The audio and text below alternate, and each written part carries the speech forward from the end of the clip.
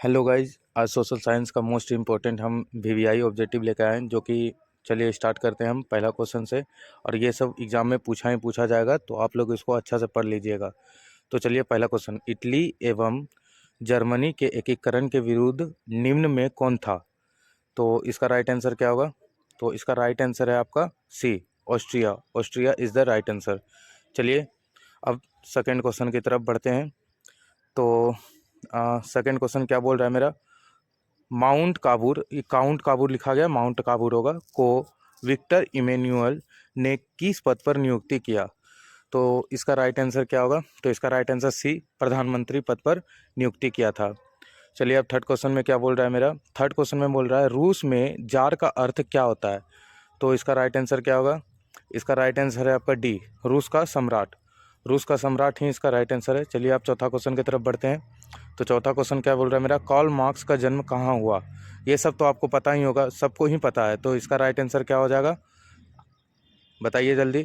Germany इसका right answer है। चलिए अब पाँचवा क्वेश्चन की तरफ बढ़ते हैं। तो पाँचवा क्वेश्चन मेरा क्या बोल रहा है?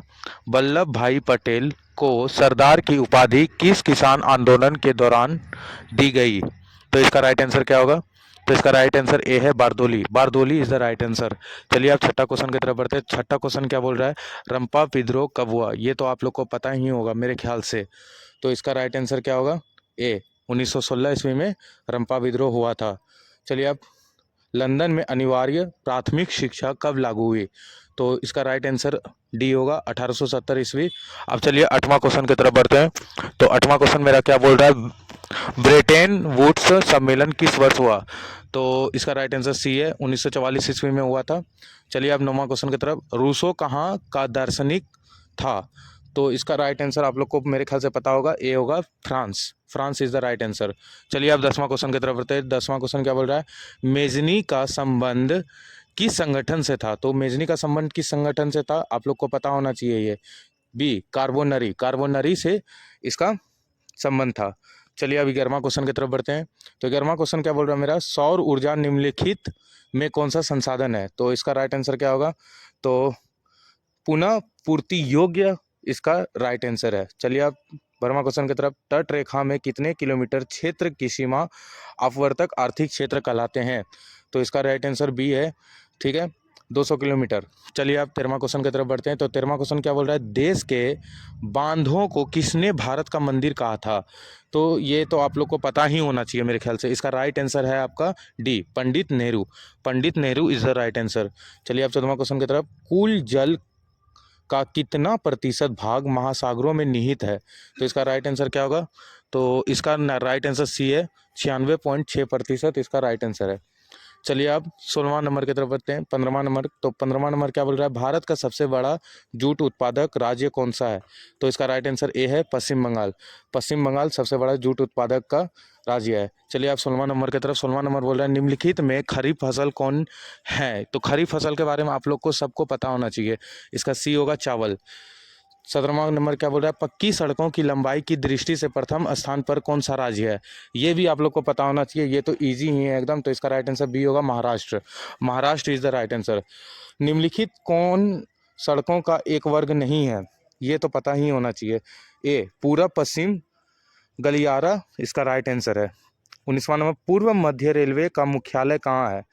ये तो पता ही होना चाहिए, हाजीपुर में है पूर्व मध्य रेलवे का मुख्यालय। 20वां नंबर क्या बोल रहा है?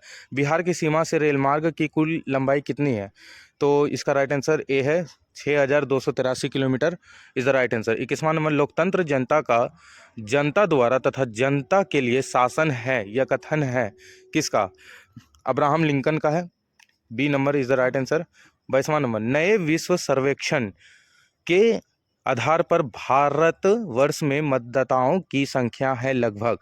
ये तो बी होगा इसका, 71 crore is the right answer. 23वां नंबर, किसी व्यवस्था के फैसलों में व्यक्तिगत लोकतंत्र के परिणामों के संदर्भ में सही कथन कौन सा है? तो इसका सही कथन ऐसे तो बी होगा, नहीं सॉरी, सी होगा, लोकतंत्र विविधताओं में सामंजस्य लाने में सक्षम है।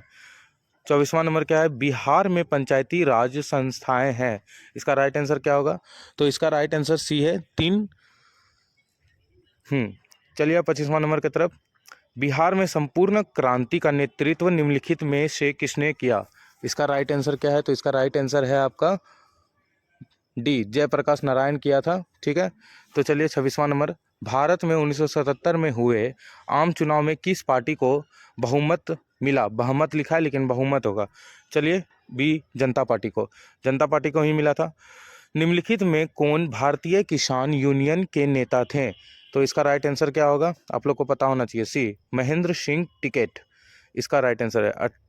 28वां नंबर क्या बोल रहा है? ताड़ी विरोधी आंदोलन निम्नलिखित में किस प्रांत में शुरू किया गया? तो इसका राइट आंसर क्या होगा? तो सी, इसका राइट आंसर है आंध्र प्रदेश। चलिए अब 29वां नंबर की तरफ। 29वां नंबर क्या बोल रहा है? सत्ता में भागीदारी की आवश्यकता कहाँ पड़ती है? ये तो मेरे ख्याल से सबको पता होना चाहिए।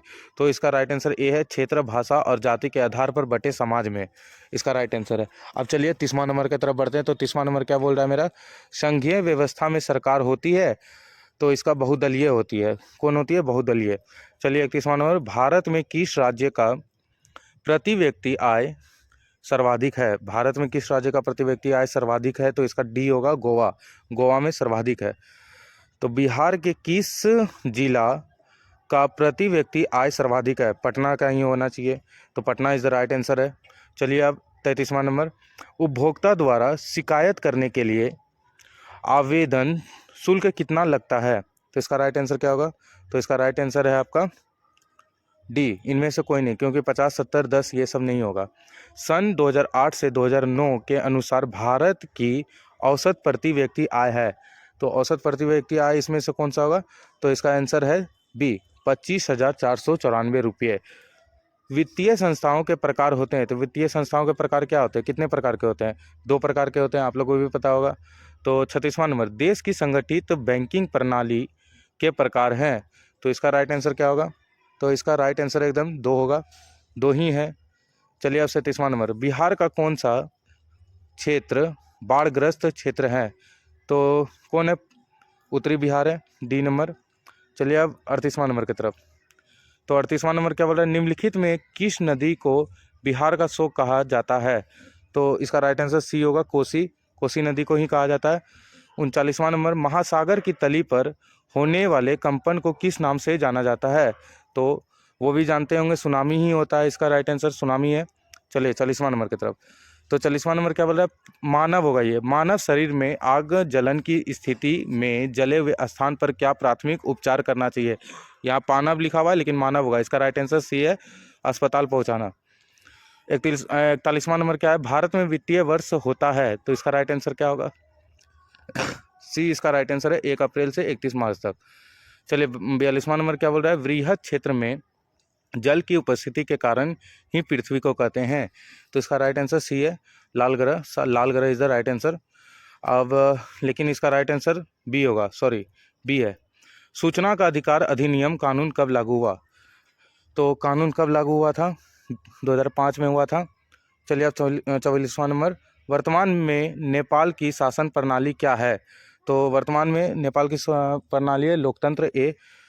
तो 45वां नंबर क्या है? राजनीतिक दलों की मान्यता और उसका चिन्ह किनके द्वारा प्रदान किया जाता है? तो इसका राइट आंसर सी है, निर्वाचन आयोग के द्वारा किया जाता है। तो 46वां नंबर क्या है? भारतीय संविधान के अनुच्छेद 19 में देश के सभी नागरिकों को कौन सा मूल अधिकार दिया गया है? तो इसका राइट आंसर ए है, स्वतंत्रता का अधिकार। आज का यहीं पे ख़त्म होता है।